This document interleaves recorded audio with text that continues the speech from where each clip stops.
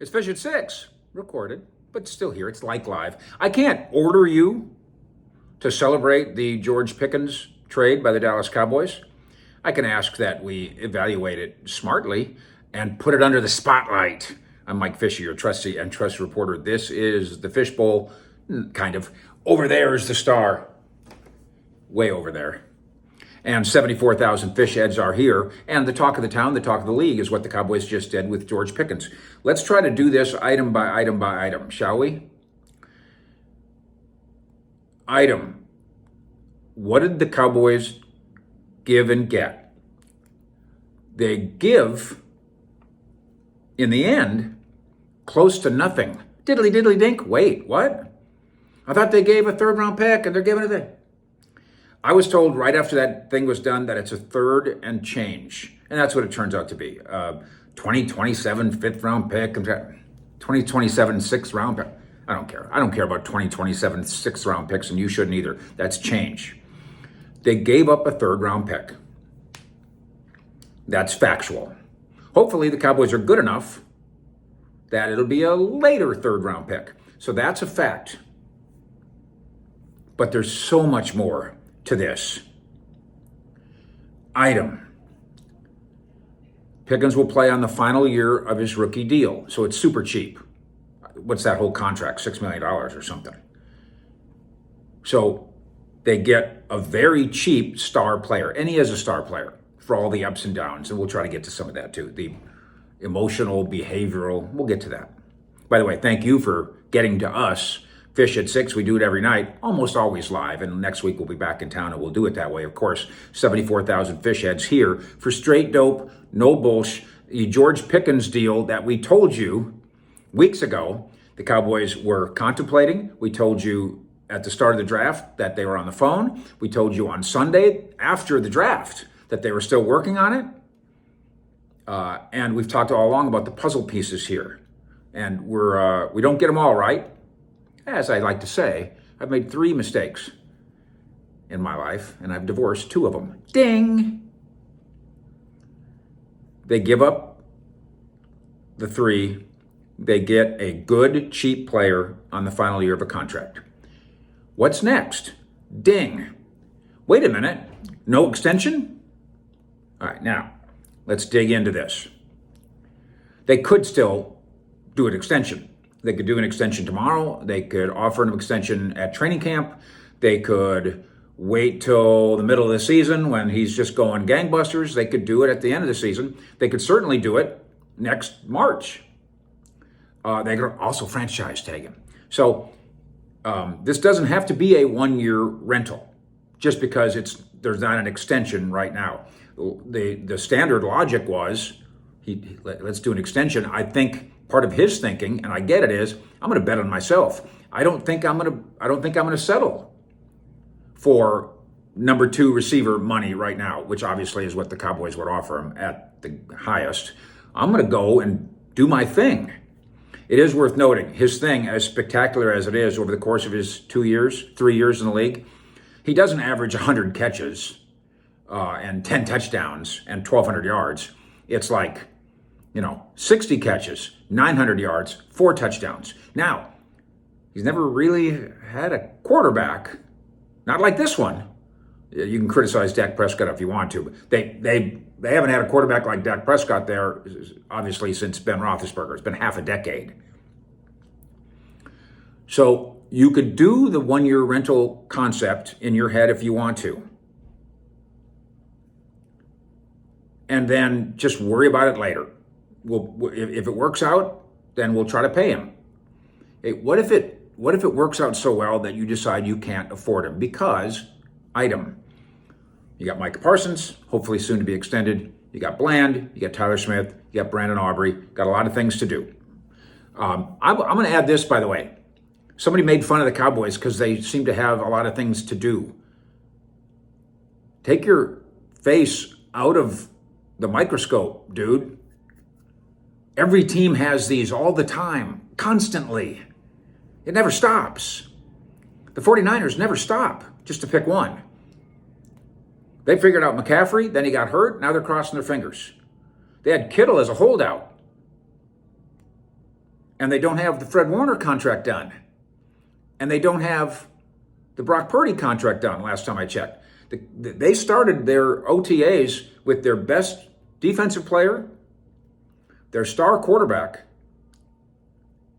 and the guy that's now the highest paid tight end in NFL history, all without contracts. It's not just the Cowboys. It's business. So the Cowboys have a lot of money that they're going to need to spend here coming up and big decisions to make. And I mean, Tyler Smith's a no-brainer. Mike is a no-brainer. Brandon Aubrey's a no-brainer. I think Jerron Bland is. As we've talked about, there can be a time and a place to say goodbye to Diggs and say hello to Bland there. Ding. What about the behavior? We're now seeing a lot of revisionist history. We're seeing the Pittsburgh people that don't want to admit that the Cowboys did good here, saying, he was always a jerk. He's a terrible. We got other people who are pro Pickens who say, no, he's a jerk on the field. He's not a jerk in the locker room. He's a good guy in the locker room. I've seen a lot of people in the Dallas media try to put their spin on it.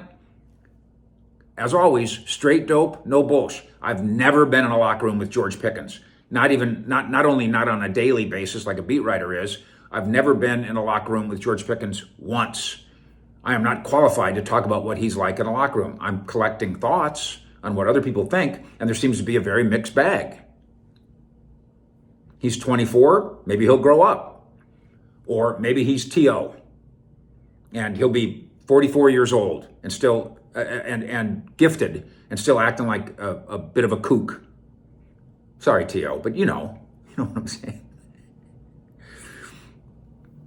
What about the behavior? This is a shoddy test. This is a Dak test. I think it was Vox Lombardi who made the point. You have leaders on your team so you can absorb some of the guys who aren't.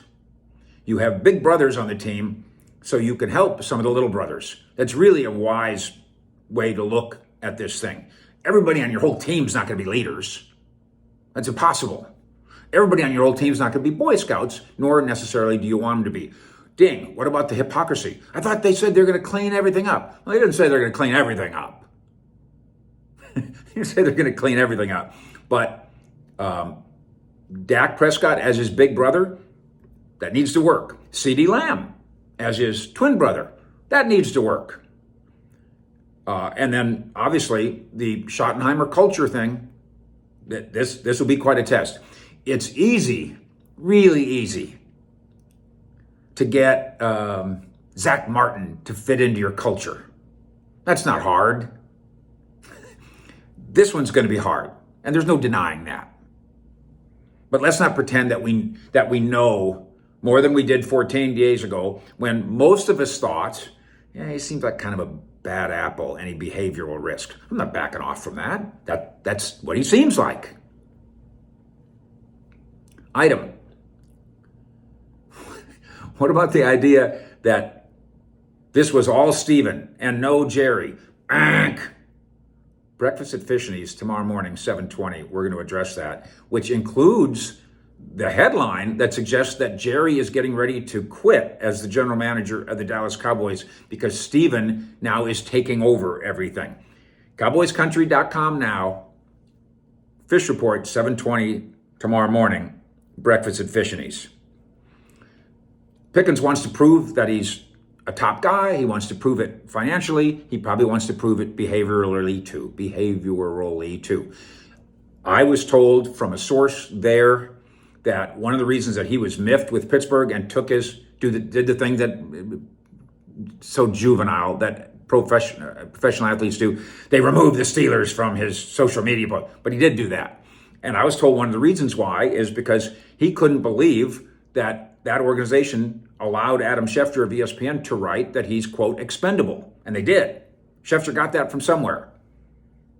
That was reason enough for him to be mad. He also looks around and says, I wish I had a quarterback. And maybe he doesn't have a right to do that. Maybe you just show up for a job, bring your lunch pail, show up for your job, punch in your clock, and start pounding rocks. But after 3 years of not having a quarterback, a real quarterback, somebody that can make him look good. Because he does, athletically, he does make quarterbacks look good. That much is true. So he wanted a change. He thought about asking for a trade, decided not to. The Steelers said, don't worry, we don't care what you want. We're about done. And the Steelers are about done with him. And that's an indictment of him, personality-wise. They know him best. Item. This is, by the numbers, one of the 3 best separation guys and the best deep ball guy.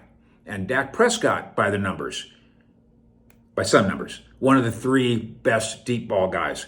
That's a marriage. Item. Ding. What about Lamb versus Pickens balance?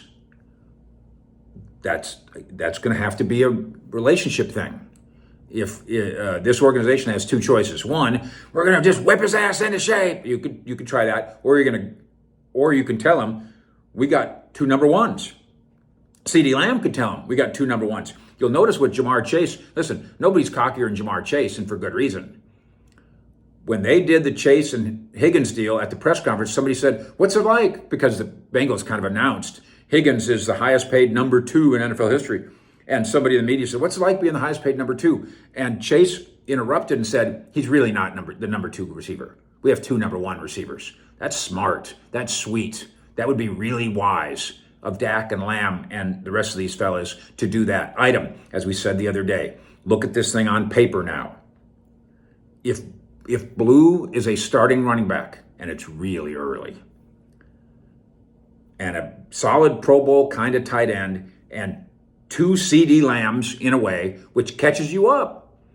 That's what Pittsburgh has. I mean, that's what Washington has. That's what Philadelphia has. There's a lot of the best teams that have 2 of them. Now you do too. And Dak Prescott as the trigger guy. That can work. Okay, so finally, what about they must sign him? We mentioned the other day, it really works best if they do. He's 24. How great would it be to have him and CeeDee Lamb here together for the next 4 years, both at about the same age? But I'm seeing a lot of people not understanding, saying you must sign him or this trade is a bust. You must or bust. That's wrong. And here's why. We've talked a lot about how the Cowboys long ago figured out the compensatory pick plan ahead of everybody in the league, to the point where they're probably a little obsessed with it. But sometimes it's smart to be obsessed. They give up a 3. If he plays well here, and I bet you he will, if he puts up some numbers here, and I bet you he will, and then they decide, but we don't want to, you're now a $30 million wide receiver, let's say. We're not doing that. We're not having 2 $30 million wide receivers, 35 and 30. Just not. You go be a free agent. He goes and signs someplace else for $30 million or whatever, and has another fine year. The Cowboys will get a compensatory pick. They might get their 3 back. They'll get a 4. They might get their 3 back. That's why they don't have to sign him. That's why if you really add up the 3rd and change, it really adds up to a 3rd that they're giving. And then if he leaves, a 3rd that they might get. A mid-round pick to get him and a mid-round pick if he leaves. And oh, by the way, one more thing. And they got a lot of guys to work with here, obviously. There's the franchise tag. So let's say Pickens does the things he's expected to do. He goes and gets 1,000 yards, and he goes to get 70 catches, and he goes to get 6 touchdowns, let's just say, and he reboots his reputation to the point where he's deemed too expensive to sign here. The Cowboys give up the 2026 third rounder and receive a compensatory pick when he signs somewhere else, quite possibly a 2027 third rounder. That's the rental, but it's a rental for free. And that's a wow. The Cowboys, I'm here to tell you, made sure not to give up more than they might probably get back. That was calculated by Jerry and Steven's front office.